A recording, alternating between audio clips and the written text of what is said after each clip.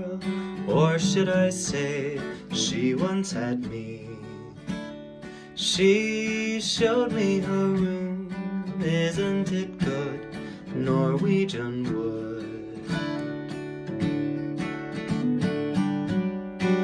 Check out the chorus, talk about this.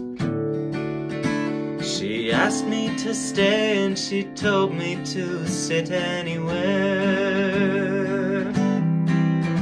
So I looked around and I noticed there wasn't a chair. I sat on a rug. Hello everybody, welcome to this installment of Git Good Songwriting. So happy to be here with you today. I am Flameus, the spiritual indie singer-songwriter from Iceland, the person who's going to help you get the balance right between your masculine and your feminine energy in your songwriting. That is the intuitive side, the feminine side, and the structured side on the other hand. A lot of songwriters have the intuition, but they lack the structure. They're like, I just want to do it all by feeling, man, and then they don't know music theory. And that's what I'm here for. So, I want to check out Norwegian Wood by the Beatles today. And there's a lot to learn from this song. First of all, it's very cool. It starts out in D major, kind of switches between two keys over the runtime of the song. It's in D major and then it's in D minor for the chorus. A lot of different songs do this. And it's a fun trick to create a very obvious contrast between the two sections of a song, the verse and the chorus. If you have one that's in major and then the other one's in the same but minor and the same has the same root note of the key but a minor key instead, D major and D minor, it creates a very stark contrast between the two sections. And that's kind of the point, but there's more interest to it than just that in Norwegian Wood, and that's what I wanted to show you today. So we start on D major with this nice diatonic riff. I was going to say riff, and then I was going to say lick, and it came out as liff. This diatonic riff, or this diatonic lick over here.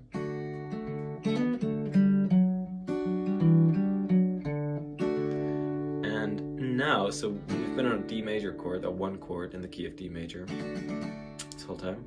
But as soon as we hit do da bo bo, she once had me, we get a C natural in the melody and the harmony. C, she once had me. So it just switches between these two chords, really. It's a D major and a C major.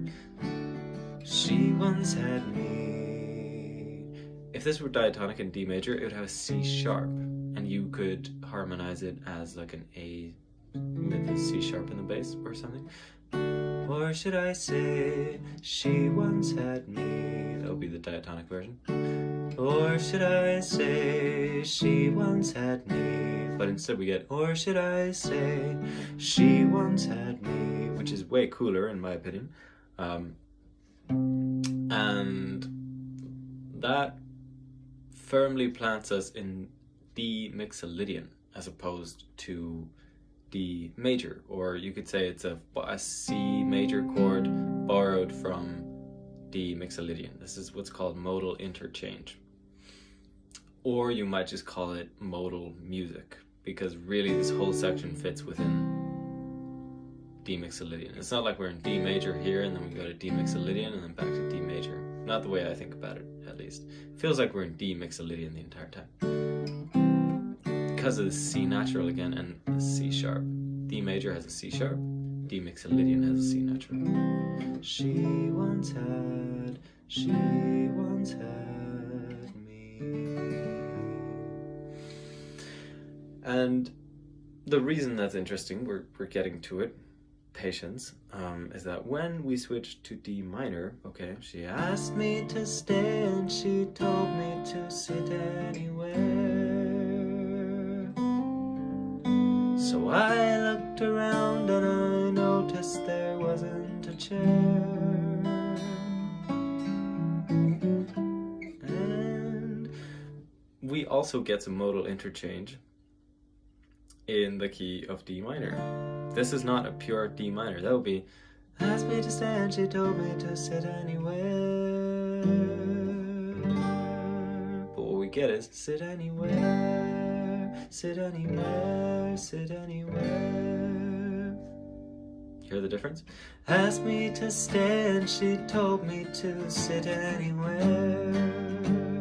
This would be D minor. Asked me to stay and she told me to sit anywhere. That's what we get. And this is not D minor. This is D Dorian, because we get a G major chord, which has a B natural in it, which is the major third of G, instead of a B flat, which would be present in a D natural minor scale. Sit anywhere. So I looked around and I noticed there wasn't a chair. That would be the diatonic D minor version. Asked me to stay and she told me to sit anywhere. So the 4 chord needs to be a minor in that case.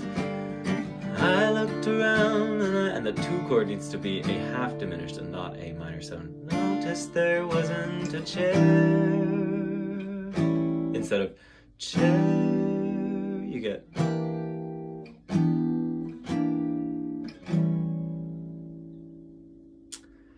And the reason that all that is super interesting is that it means that we take a very small step on the circle of fifths, actually. The distance between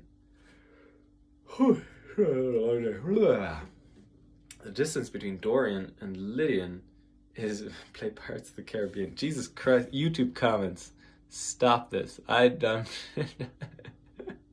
So distracting. Okay.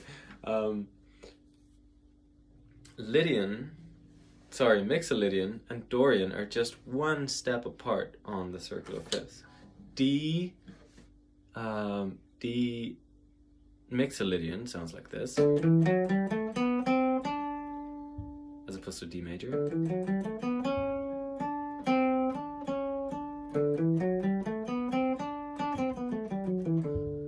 And it's only one note away from being D Dorian.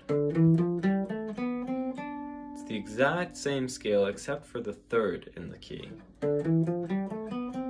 So instead of going from D major to D natural minor, in which case, how many notes change? 3? I want to say 3. 3, yeah. Never actually done the math on that. 3 notes change. Only one note changes. So listen to the difference between D natural major and natural minor, and then the difference between D Mixolydian and D Dorian. So this is the bigger difference. This is not what we get in the song. What we get in the song is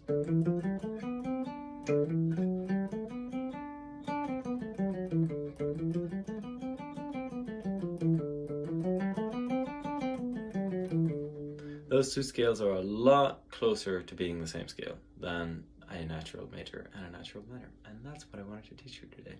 So it's not just a switch from D major to D minor, it's actually got a whole bunch of modal interchange built in there as well, which makes things a whole lot more interesting and a whole lot more subtle, let's say.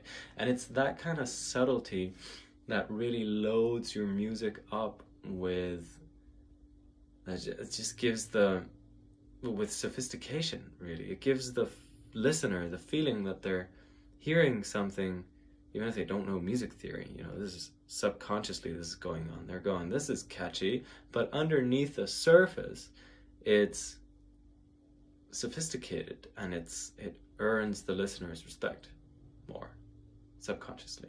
And that is what made the Beatles so great. That is why they were the most famousest band in the world. Because they managed to write songs that are super accessible and they sound simple and fun and catchy on the surface, but then once you look beneath the surface, there's depth. There's still depth. So it's not like modern jazz where you've got depth and it's not really that accessible. You know, it's just crazy non-repeating ideas constantly flowing and you can't keep up. Or the average listener can't. A jazz musician could.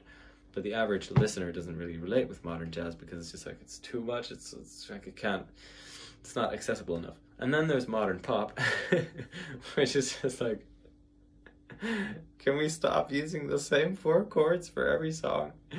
I get it, guys, they kind of work, but Jesus Christ, I need some sophistication here in these compositions to really make me want to go deeper with them. And that is, I believe, the secret sauce, and that is what made the Beatles as great as they were. And that's what I teach, so hit me up if you want to learn some music theory, and learn music theory in a way that actually makes sense for songwriters.